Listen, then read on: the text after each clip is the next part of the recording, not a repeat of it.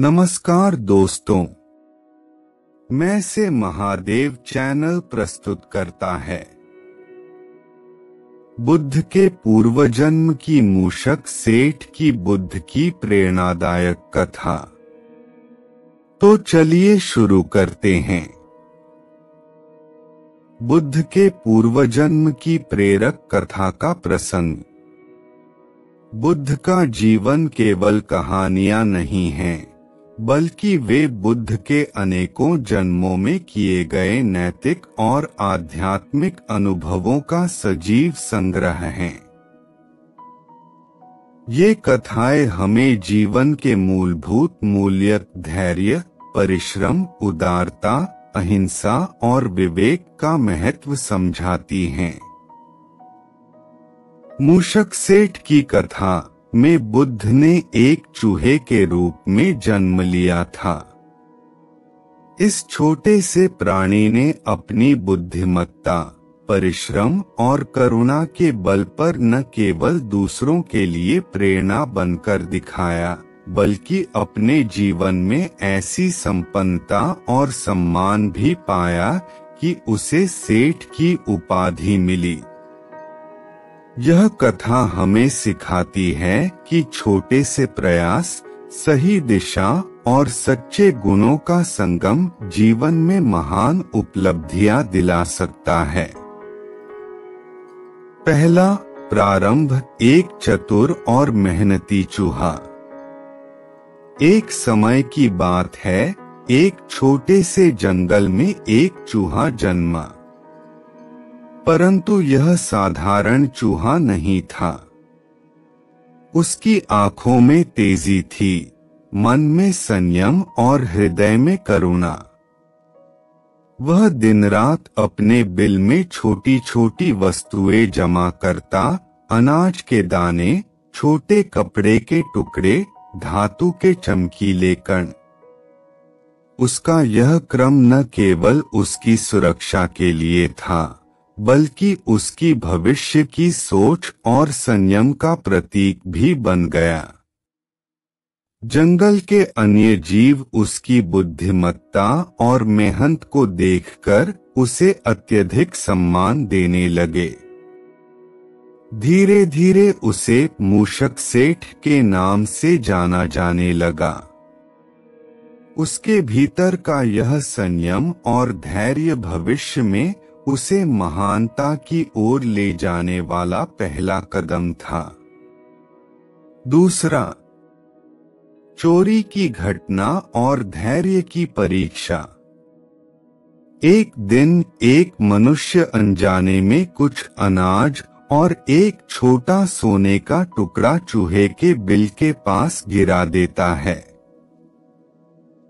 चूहा अपने प्राकृतिक स्वभाव और मेहनत के अनुसार उसे भी अपने संग्रह में जोड़ लेता है।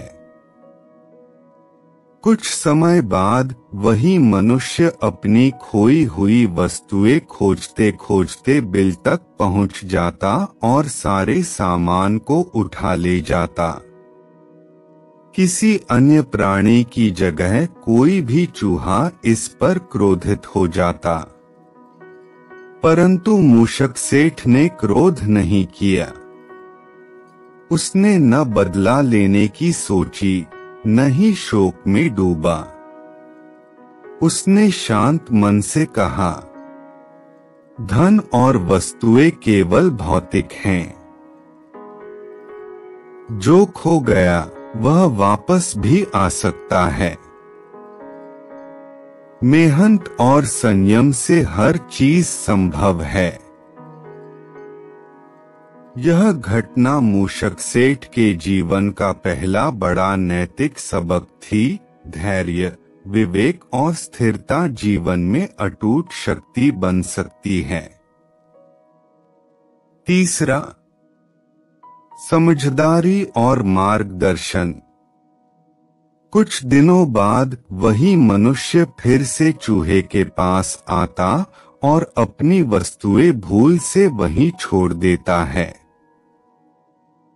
इस बार मूषक सेठ ने सोचा, यह व्यक्ति बार बार अपने कर्मों के फल भुगत रहा है। मुझे इसे सही मार्ग दिखाना चाहिए। कथाओं की शैली के अनुसार चूहा मनुष्य के सपने में आया और कहा, लोभ और लालच केवल मनुष्य को दुख देते हैं। जो सच्चाई और मेहनत से अर्जित किया जाता है वही स्थायी और सार्थक है। मनुष्य अपने कर्मों का प्रायश्चित करने लगा और चूहे से क्षमा मांगी। मूषक सेठ ने उसे उसका सामान वापस कर दिया। इस करुणा और उदारता के लिए देवता भी प्रसन्न हुए।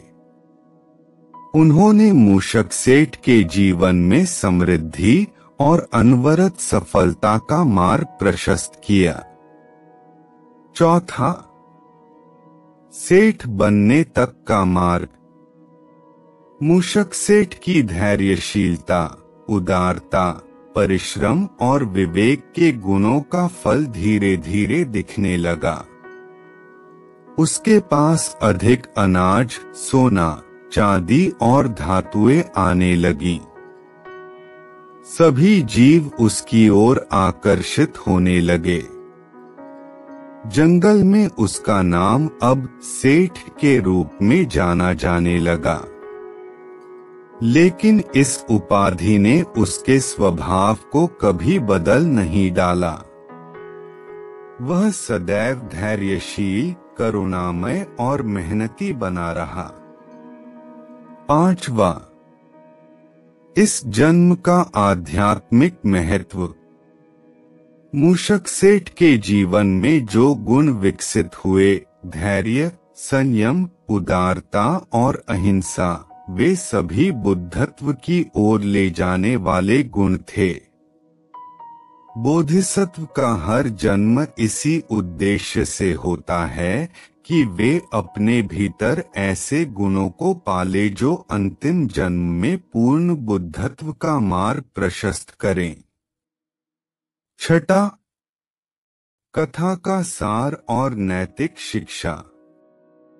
पहली शिक्षा, धैर्य और परिश्रम हमेशा फल देते हैं। दूसरी शिक्षा, लोभ और लालच केवल दुख और विफलता लाते हैं।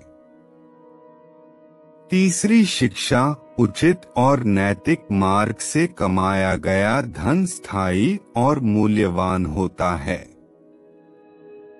चौथी शिक्षा, क्षमा, उदारता और करुणा संबंधों को मजबूत बनाती हैं। पांचवी शिक्षा, हर जन्म में किए गए पुण्य कर्म अंतिम लक्ष्य बुद्धत्व की दिशा में सहायक होते हैं। मूषक सेठ की कहानी हमें यही सिखाती है कि जीवन में सफलता और सम्मान केवल बाहरी संपत्ति से नहीं, बल्कि अंदरूनी गुणों, संयम और करुणा से मिलते हैं। लाइक, शेयर और फॉलो और सब्सक्राइब जरूर करें और कमेंट में एफर्मेशन लिखें, नमो बुद्धाय। भगवान बुद्ध मेरे साथ हैं। बुद्धम शरणम गच्छामि। इसे एक बार जरूर लिखें और अपनी सभी इच्छाओं को परमात्मा के चरणों में समर्पित कर दें। साथ ही बताएं कि आप यह शॉर्ट वीडियो कहां से देख रहे हैं और यदि जीवन से जुड़ी कोई समस्या हो तो हमें कॉल करके पूछ सकते हैं।